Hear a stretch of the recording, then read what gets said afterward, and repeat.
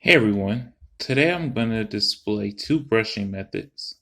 One with the manual toothbrush, one with the power toothbrush, and also how to properly floss. Now I'm going to demonstrate flossing with this cord right here. Obviously you wouldn't floss with this, but I'm demonstrating with this. I'm just going to show you the proper technique and holding method so it's easier to see on camera. Once we get that technique done, and I'll show you how to use it, I'm going to switch to this floss holder, which is the accurate size of floss.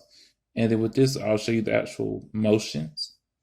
You would just transfer these hand techniques with this motion. Okay, so the first brushing method we're going to practice, and this will be with a power toothbrush, and this is the phones method. Now, the phones method is mainly used by children. And the purpose for it, and the reason why this is because it doesn't really require a lot of dexterity or muscle movement or muscle memory, should I say. It's very easy. So it's usually used by, I repeat myself, it's usually used by children. So the benefits of this is it's very easy to learn, very easy to do. But some of the disadvantages are that it doesn't really get the gum line very well or doesn't touch the interdental space, which is why we have floss. So for the phones method, what we're going to do is we're going to brush the teeth in a circular motion. Now, particularly, you don't doesn't really matter where you start or where you end, but you just want to overlap each teeth a couple times, maybe about 10 times. And also, I probably should have said this first, but generally you want to brush your teeth twice a day for about 2 minutes each. And it doesn't hurt to have a full ride toothpaste. So the toothbrush method, here's the power toothbrush.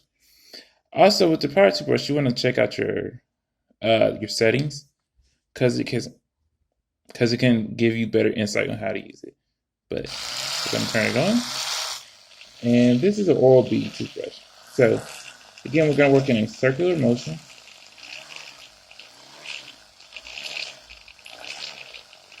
I'm going to do light overlapping strokes.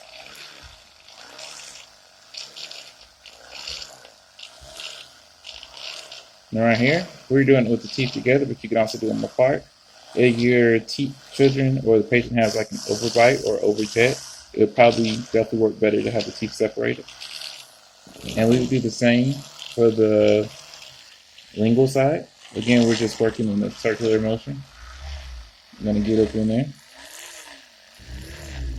And so that's it. It's pretty simple. And that's how you use the phones method. Turn that off. Now, the next method we're going to do is occlusal brushing. Now, a quick intro to teeth. The top surface of your posterior teeth is called the occlusal. So this brushing method is mainly focusing on this surface of the posterior teeth. So you have 5 back here, 5 back here, 5 up here, 5 up here. And for this method, the only thing we want to do is we want to have our brush head parallel to the teeth. And we're just going to go back and forth over the occlusal. So this is advantage of this is, again, it's very easy, doesn't require much dexterity or technique. And most people do this automatically if you would think that they were brushing their teeth like this to get these surfaces. So we're just going back and forth in light overlapping strokes. And for this occlusal brushing, this would be paired with other brushing techniques because obviously just brushing this one surface of these sextants wouldn't get any of the front teeth or the lingual facial buccal. So this is like an accessory to the other main strokes. So again, we're just doing light overlapping strokes. There we go. So that is occlusal brushing. So we're going to set this aside for right now. And for the flossing. So the flossing is to use floss that's like just the regular string. It does require some dexterity or good hand movement ability. So the proper way is that you want to get a good length of floss. There's really, You just want to get a good length of floss. So you want to so you're going to have a clean side and a dirty side. Let me say that. So what you're going to do is you're going to wrap a good majority of your floss around your middle finger. Okay? On both hands. So just wrapping around my middle fingers. So I got about 3 out of this string, but obviously floss would be a lot thinner, a lot more able to get around. So as you can tell, you can't see, I have it wrapped around my middle fingers. Then with your index and your thumb, you want to form a C. And in between this, you want to have, we'll do like one more wrap. You want to have about 1 inch of working in. So this is the part of the floss that's going to go in between your teeth. Okay? So this is going to get inserted into the interdental space. And obviously one hand is going to be buccal while the other one is lingual. And then this is how you're going to do it. Okay? So just remember this. Set this aside for now. I'm using that because it would be hard for me to show that with my hands and the camera. So just imagine that this is connected to that same floss. So once we're in this interdental space, which is the space in between teeth, as you can see, what you want to do is you want to use a little bit of pressure, and that's going to create a C shape.